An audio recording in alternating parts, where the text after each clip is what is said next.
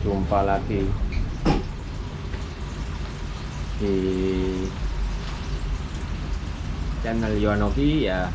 Ini 50 box kepiting yang lama, dan ini saya baru pasang juga 50 box kepiting 40 box, jadi totalnya 50 tambah 40 90 box kepiting.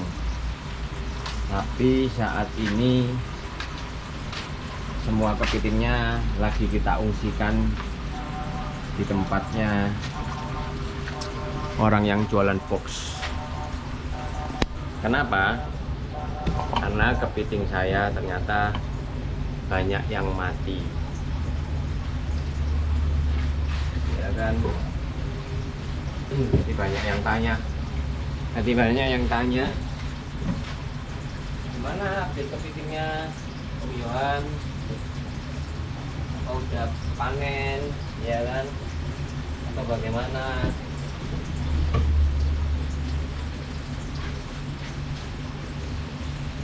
Ya, apa udah panen atau bagaimana? Ya itulah. Saya beli kepiting bibitnya itu awalnya tanggal 16 Maret. Itu saya beli sekitar 10 bibit, 10 biji lah. Saya nggak bisa ngomong ekor karena di kepiting kan nggak punya ekor. Itu ukuran bibitnya 300 gram. Saya beli 10, itu total beratnya 3 kilo 21 gram, 3 kilo 210 gram. Dan itu ditambah lagi di tanggal 21 saya beli bibit lagi sekitar antara 29 atau 30. Sorry, kok 37 biji di tanggal 21 Maret. Jadi total bibitnya itu 10 tambah 37 adalah 47. Yang tersisa sampai hari ini tanggal 6 April itu 17. Kemarin yang saya ungsikan ke boxnya penjual box ini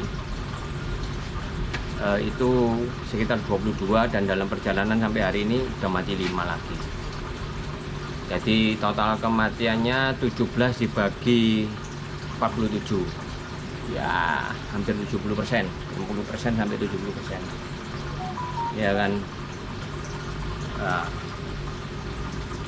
jadi saya mau kasih judul di vlog kali ini, tidak seindah, ya kan, yang kita bayangkan, tidak seindah yang kita angan-angankan dalam membeli dan memelihara kepiting. Ya, awalnya saya banyak teman-teman juga, yang teman-teman dari hobi sepedaan juga tanya, kenapa kok tahu-tahu tiba-tiba ibaratnya memasang box kepiting terus melihara kepiting untuk dibudidayakan atau digemukkan dan lain sebagainya. Jadi ya terus terang, karena saya ngeliat di YouTube banyak video-video yang beredar panen, ya kan, panen sokal, panen penggemukan. Saya kira kok kelihatannya gampang ya, dan saya juga ikut pelatihan, dimana pelatihannya juga berbayar, dan di pelatihan juga diceritakan cara merawatnya, cara budidayanya, dan juga diberikan satu masukan yang menurut saya juga nggak salah, tetapi ternyata tidak segampang yang diomongkan. Masukannya bahwa begini, kepiting itu kan hewan di alam liar, apalagi kalau kepiting bakau kita ngobrol, ya kan, dia kan hidupnya di hutan bakau, dimana lingkungannya, airnya itu kan tidak bersih, tidak steril lah, banyak lumpur, airnya juga tidak terjaga, entah itu air dari pencemaran atau bagaimana. Makannya pun tidak teratur, mereka harus hunting makanannya.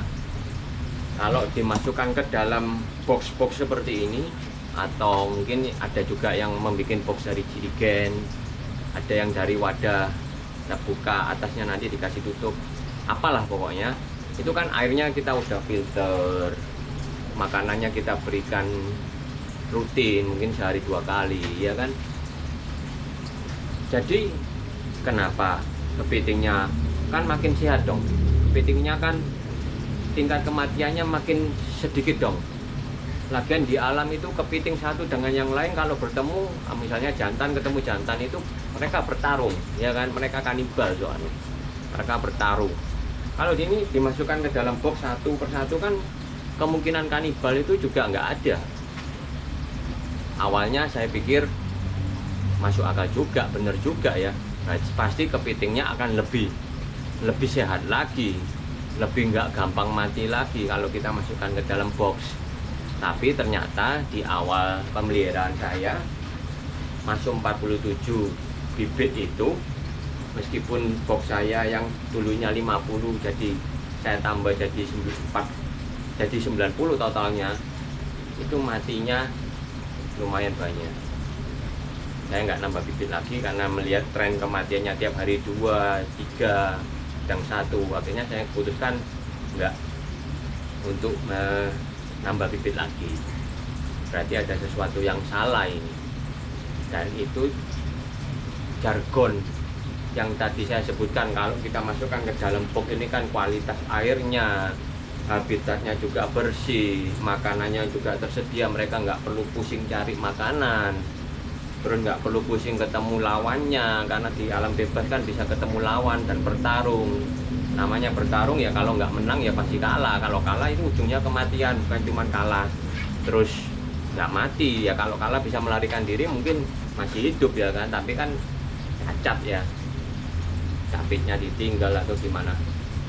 Jadi kematiannya saya itu sebegitu banyak itu, ada yang nggak mau makan, ada yang dia kaki jalannya dilepas, capitnya dilepas terus mati.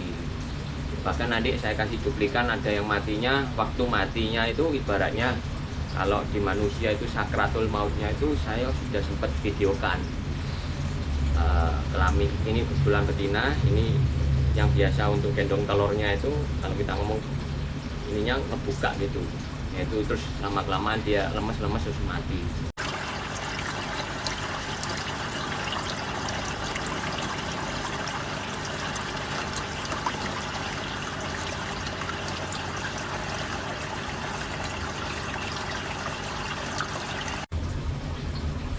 Jadi memang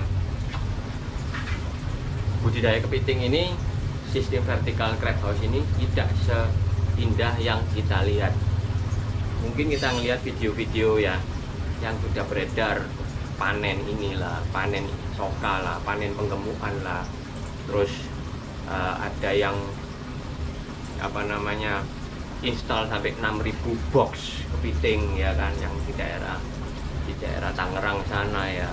Wah, ini kok kelihatannya semudah ini ya, apalagi airnya kita jaga, makanan kita kasih, kita filter ya, itu nggak semudah itu, terutama bagi orang yang awam tentang dunia akuarium air laut kayak saya ini. Saya nggak pernah punya akuarium air laut, jadi saya pikir pakai air laut dicampur air biasa supaya salinitasnya turun, kita jaga pH-nya, kita jaga salinitasnya, itu udah beres. Ternyata nggak semudah itu.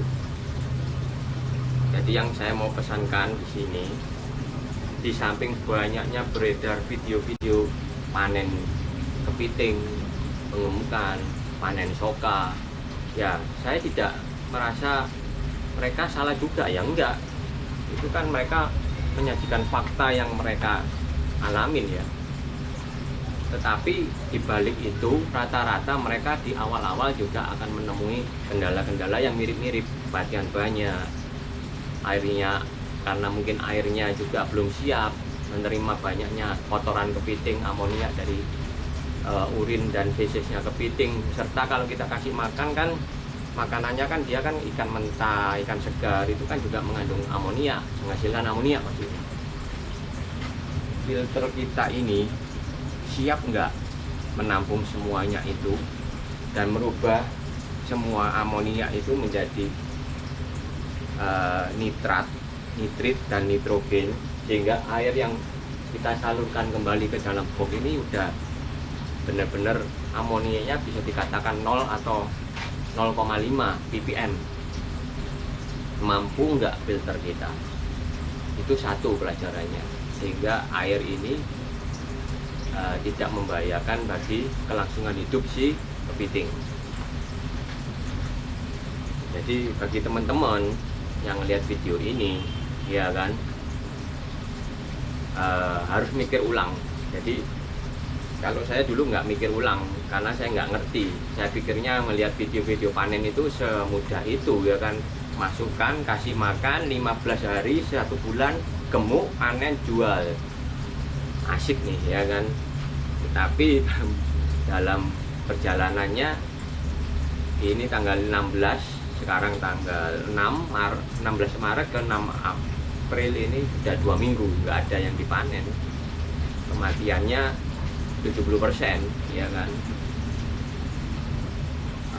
Bagi saya, karena saya sudah terlanjur, saya lagi mempersiapkan filter yang baru dengan media filter yang baru. Kalau ada pertanyaan, Om, terus bagaimana? Wah, saya juga kalau ngejawabnya juga bingung, ya kan, karena saya udah tanya sama teman-teman yang senior yang udah 4 bulan punya box kepiting, ada yang 6 bulan, ada yang 3 tahun, ya kan. Mereka mempunyai masukan yang berbeda-beda. Tentunya saya sebagai yang akan menerapkan di tempat saya akan memilih dari masukan-masukan mereka mana yang kira-kira bisa saya terapkan di tempat saya. Karena bagi saya yang di Surabaya, tempat itu kan 1 meter tanah ini kan mahal, antara harga beli dan harga sewa. Memang idealnya bak filtrasi atau sistem filtrasi kita itu harusnya lebih besar daripada volume jumlah air yang beredar di sirkulasi bak dalam box ini. Anggaplah box ini saya total 90 itu 700 liter total semua.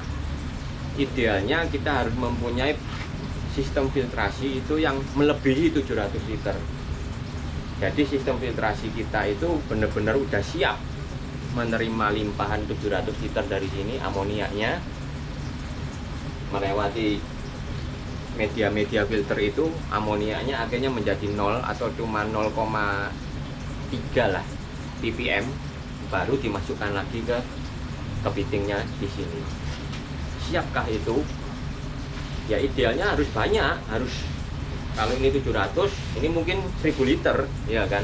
Tetapi kalau untuk lahan di perkotaan itu 1000 liter kan membuatnya itu kan makan tempatnya itu kan nggak murah, sewa atau belinya.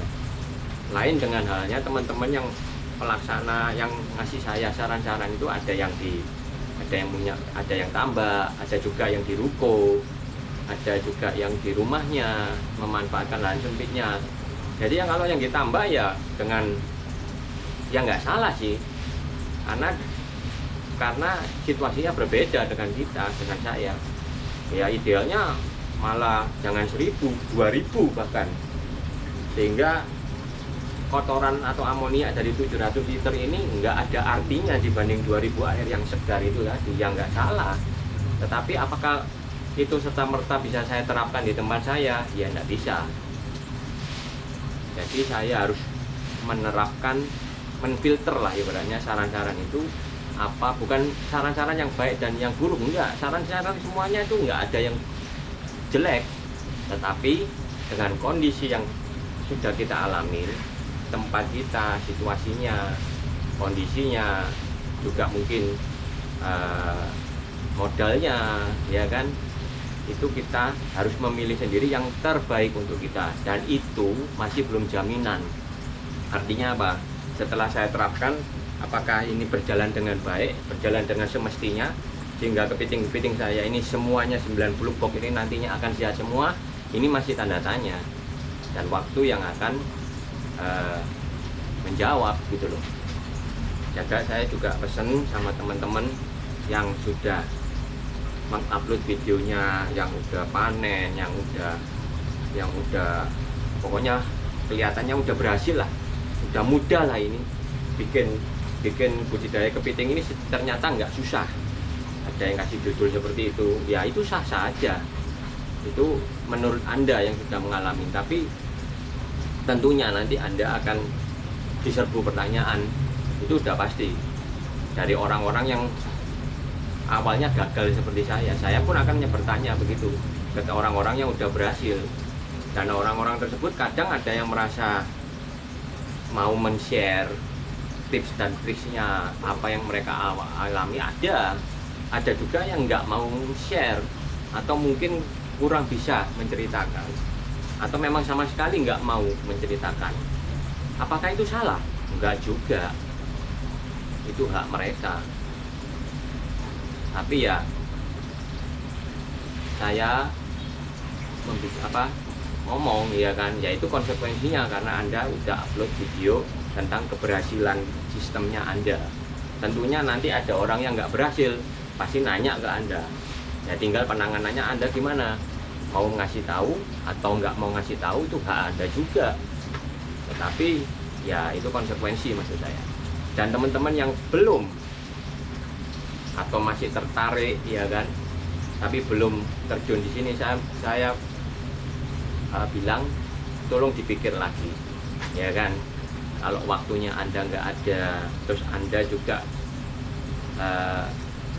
agak males mencari literatur pun maksudnya mencari contekan atau tanya dengan orang-orang itu pun kan nggak gampang. Ada orang yang mau ngasih tahu, ada orang yang nggak mau ngasih tahu, ada orang yang mau ngasih tahu tapi masih repot, akhirnya terkesan nggak mau ngasih tahu. Padahal Anda sedang mengalami kematian tinggi kayak saya kemarin, ya sabar aja ya kan. Kalau Anda nggak bisa sabar, ya jangan loh main di box kepiting. Nggak semudah dan nggak segampang dari video-video yang Anda tonton di YouTube yang berhasil itu. Mereka juga awalnya rata-rata banyak kematian. Karena kok bisa ngomong begitu, Yohan? Ya karena saya diberi masukan dari beberapa orang, mereka juga awalnya juga sama, banyak mengalami kematian dan mereka belajar gitu loh. Belajar, kadang melihat YouTube juga, kadang tanya juga, tanya sama orang yang sudah punya akuarium air laut, tanya sama orang yang sudah main reef, koral atau ikan laut ya kan. Semua mereka tanya-tanya gitu, atau mereka juga memang ada basic di sana, diterapkan di kepiting itu pun kadang berbeda. Jadi harus ada adaptasi lagi dari sistem dari dulu yang mereka main koral, main ikan laut ya kan. Kalau saya nantinya bisa berhasil atau nggak berhasil, saya update lagi. Terus nanti kalau memang udah mudah-mudahan berhasil, terus nanti saya ditanya apa aja yang udah Yohan lakukan, saya nggak berani jamin kalau saya akan jawab. Ya itu tergantung mood juga kan, ya kan, atau tergantung kerepotan saya juga. Kadang saya lagi repot, terus ada pertanyaan yang nggak akan langsung bisa saya respon. Saya juga ada hobi yang lain, hobi sepedaan juga.